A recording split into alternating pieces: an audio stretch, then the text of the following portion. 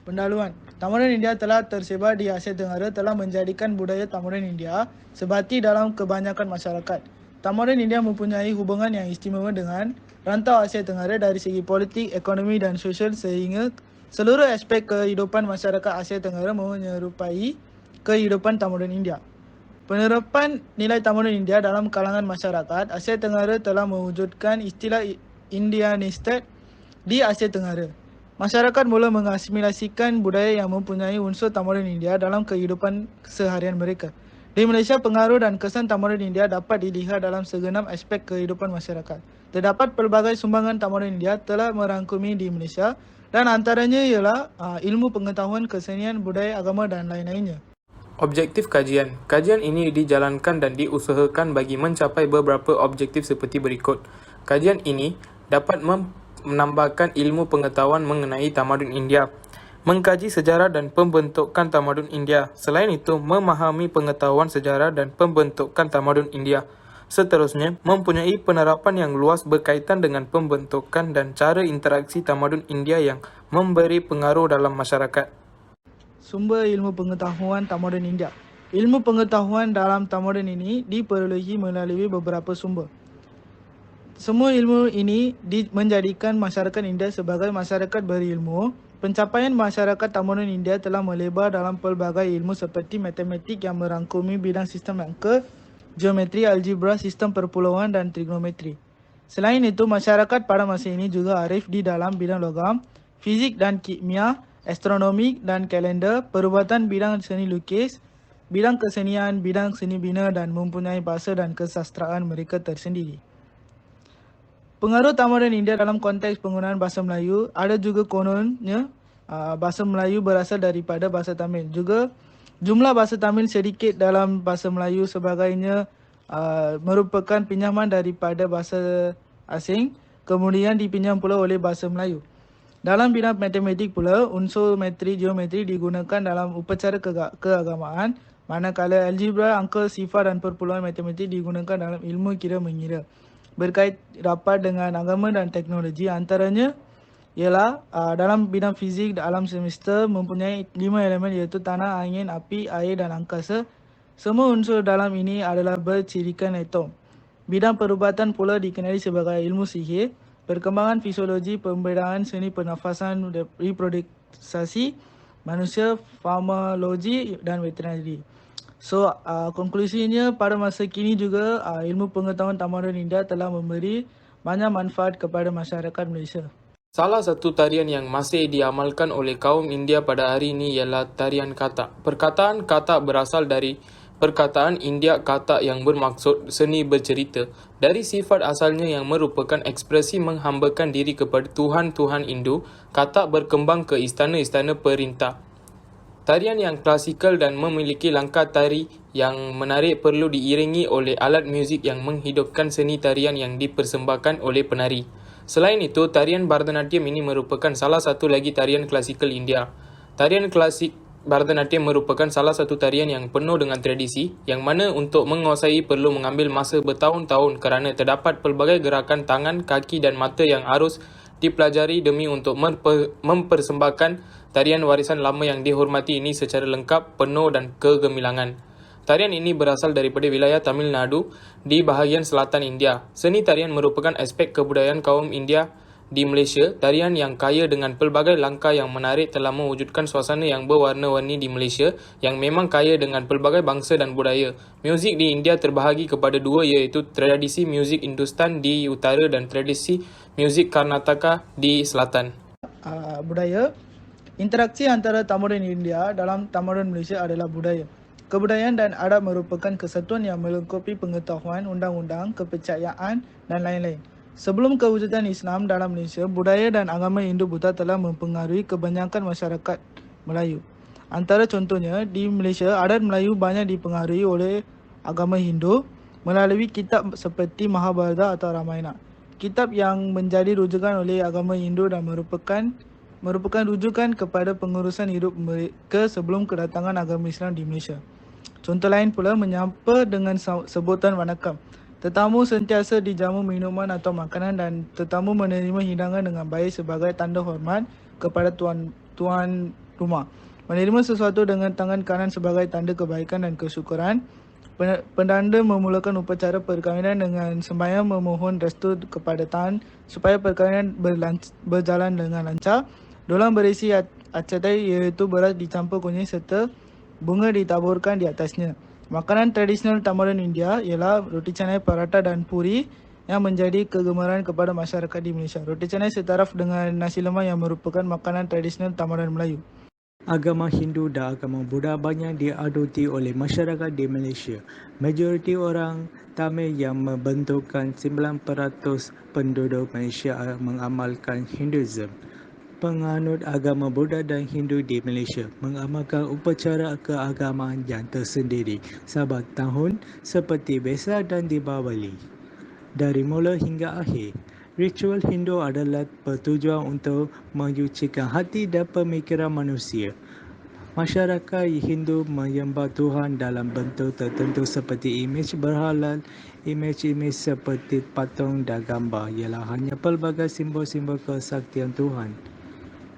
Buddhism ialah agama kedua terbesar di Malaysia selepas Islam dengan 19.2% penduduk Malaysia menjadikan Buddha.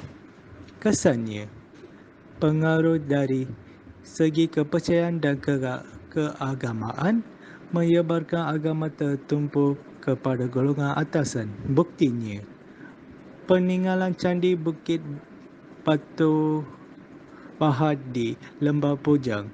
Lembah Bojang merupakan kawasan yang dikenali sebagai Sungai Batu dan tempat tamadun Hindu awal di Tanah Melayu. Proses secari gali telah mendedarkan sisa jati tahap peluburan besi. Orang-orang India telah berhijrah ke Malaysia sejak 2000 tahun yang lalu. Kedatangan agama Hindu dan Buddha meninggalkan kegemilangan terhadap bahan-bahan purba yang kemudian hilang atau pupus begitu sahaja akibat berlakunya perpindahan. Pengaruh daripada tamadun India juga telah meninggalkan kesan terhadap seni bina dan tinggal-tinggalannya di Malaysia di sehingga kini. Masjid Kapitan di Pulau Pinang merupakan salah satu contoh seni bina selatan India yang dibina oleh Ketua Masyarakat India Muslim atau Kapitan. Seni bina India Muslim ini jelas kelihatan pada minaret yang tinggi dan kubur potong bawang. Struktur pembinaan seperti ini masih digunakan pada seni bina masyarakat pada zaman sekarang. Seni bina yang bercirikan India di Malaysia juga dapat dilihat dalam beberapa reka bentuk bangunan di Malaysia. Sebagai contoh, reka bentuk Taj Mahal yang begitu unik dan penuh dengan ukiran kreativiti tamadun India. Pusat Pentadbiran Kerajaan Persekutuan Malaysia yang terletak di Putrajaya mengambil contoh reka bentuk Taj Mahal di India.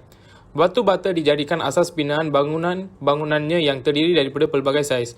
Susunan bangunannya pula adalah selari mengikut grid-grid tertentu dan juga pembinaan jalan-jalan utama yang memudahkan medium perhubungan.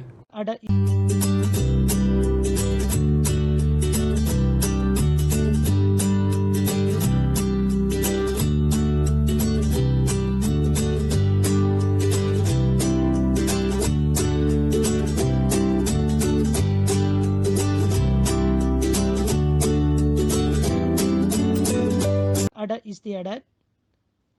Adat istiadat yang pertama yang saya bentangkan ialah adat upacara melengan perut. Adat ni sesuatu adat dijalankan ke atas seorang isteri yang telah genap 7 bulan hamil dan bertujuan untuk meletakkan kedudukan bayi di dalam perut tempat sepatutnya. Ini penting bagi memudahkan si ibu bersalin dan bayi tidak kelemasan di dalam perut. Upacara melengan perut ini akan dilakukan oleh tuk bidang dan merupakan kepercayaan animisme pada unsur gaib. Bahan-bahan digunakan dalam upacara ini beras, kunyit, buah kelapa agar ibu dapat kelahirkan anak dengan mudah dan selamat. Selain daripada itu, adat membelah mulut bayi. Adat merupakan upacara mencecah garam ke mulut bayi baru lahir. Bagi upacara ini bersamaan dengan adat Hindu mencecah madu dan minyak sapi ke bibir bayinya sepertinya dilakukan oleh Brahmin. Tapi bagi Islam ni adat digantikan dengan mengecapkan air zam-zam atau kurma ke dalam bibir bayi tersebut. Pembacaan mantra dan biasa dilakukan sebelum adat memulakan juga digantikan dengan pembacaan surah Al-Fatihah dan surah Al-Ikhlas, kemudiannya dibacakan doa. Konsep Dewa Raja, pengaruh daripada tamadun India mengenaikan konsep Dewa Raja ini sememangnya jelas memberikan impak kepada tamadun Malaysia. Sebelum kedatangan agama Islam, kita menggunakan gelaran raja, kemudian ditukar kepada sultan. Konsep raja juga berkait rapat dengan konsep berdaulat dan mutlak. Hal ini membawa maksud bahawa raja memegang kedudukan teratas dalam stratifikasi sosial masyarakat India. Sesiapa yang mengingkari arahan raja, maka yang dianggapkan derhaka dan mendapat balasan buruk. Konsep ini sememangnya jelas bercanggah dengan kefahaman ajaran Islam yang ada di Malaysia. Namun demikian, konsep berdaulat masih diamalkan di negara kita dan tidak dilupakan juga. Kita masih menggunakan peralatan yang alatan kebesaran di mana diturut diamalkan oleh tamadun India. Antara contohnya ketul, cop mohor dan tombok perhiasan warna kuning yang masih kita diamalkan hingga ke saat ini. Amalan sistem beraja di tamadun Malaysia dewasa ini menunjukkan bahawa pengaruh Hindu sememangnya sudah seperti amalan diamalkan oleh Malaysia. Dan struktur pentadbiran konsep Dewa Raja ialah raja dibantu oleh Perdana Menteri, raja dibantu oleh kerabat pentadbiran dan sepenuh kuasa dalam pentadbiran ketenteraan. Simpulannya, sesebuah masyarakat itu dikatakan bertamadun apabila memenuhi segala ciri dan definisi yang diberikan ahli sejarawan berkaitan makna tamadun. Salah satu tamadun yang berjaya meluaskan pengaruhnya ke tanah Melayu ialah tamadun India. Sebuah kerajaan yang tertua di dunia yang kaya dengan pelbagai adat budaya dan kesenian yang tidak dapat ditandingi mana-mana tamadun. Secara signifikasinya, tamadun yang sudah lama bertapak di Malaysia sejak zaman kolonial British telah mempengaruhi corak kehidupan masyarakat tempatan walaupun ia wujud beberapa abad lalu. Kemasukan tamadun India di Malaysia sememangnya membawa satu dimensi baru dalam cara hidup dan budaya masyarakat di Malaysia. Sebagai kesannya, berlaku percampuran budaya dalam kehidupan masyarakat seperti yang berlaku di Malaysia. Keberbagannya agama dan budaya dalam kalangan masyarakat Malaysia telah berjaya mewujudkan sebuah nasional yang harmoni dan berdaya saing berbanding dengan negara yang lain. Daripada tamadun India, saya telah memahami bahawa seni bina telah memainkan peranan yang amat penting kepada masyarakat kini. Hal ini kerana sehingga pada masa kini juga masyarakat di seluruh dunia termasuklah masyarakat Malaysia juga mengikuti seni bina tamadun Indus.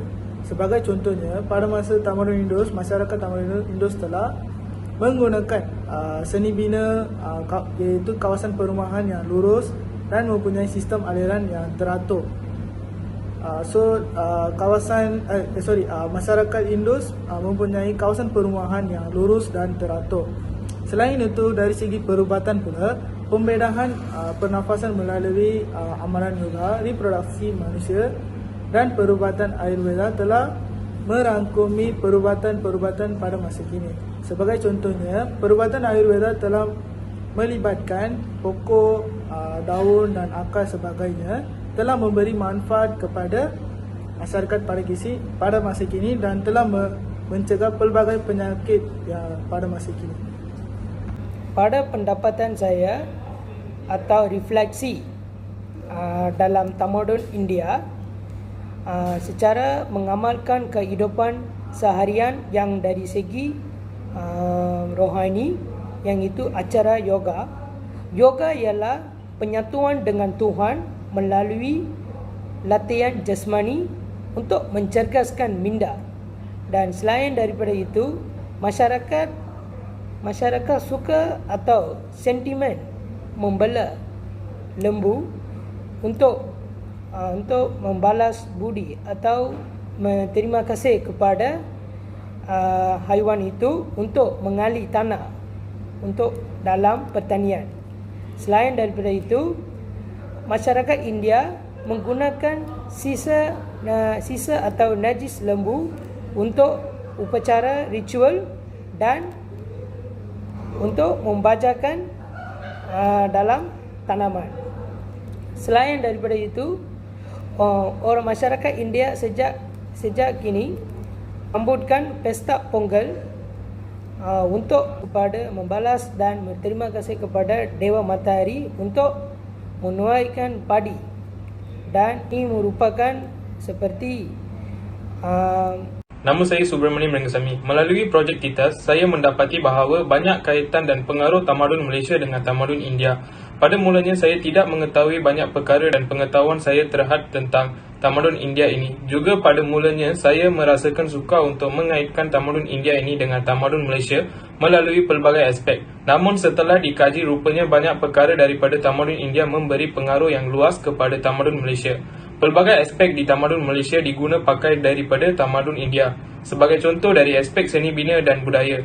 Oleh itu, setelah membuat kajian tentang tamadun India ini, sememangnya banyak mencakupi aspek di tamadun Malaysia tanpa kita sedari. Oleh itu, melalui kajian ini, sedikit sebanyak saya mengharapkan bahawa terdapat banyak keunikan dan asal di tamadun Malaysia sekarang bersangkut paut dengan tamadun India, tidak kiralah pada aspek Melayu dan Cina. Setiap negara memang telah menyumbangkan budaya masing-masing kepada peradab dunia. Peradab India mengesan budaya universal ke arah melahirkan keadilan dan keamanan di dunia. Oleh itu, dalam usaha mewujudkan peradab, tamadun India banyak memberikan kesan dan pengaruh kepada masyarakat di Malaysia. Sesebuah kerajaan yang tertua di dunia yang kaya dengan pelbagai adab budaya dan kesenian yang tidak dapat ditandingi mana-mana tamadun. Malaysia boleh menjadikan negara yang bersatu dengan masyarakat. Malaysia yakin mempunyai nilai moral dan etika yang kukuh di hidupan dalam masyarakat yang label dan bertolak ansur. Penyayang adil dari segi penggagihan ekonomi progresif dan makmur serta mempunyai pengusaha sepenuhnya dalam ekonomi yang bersiam.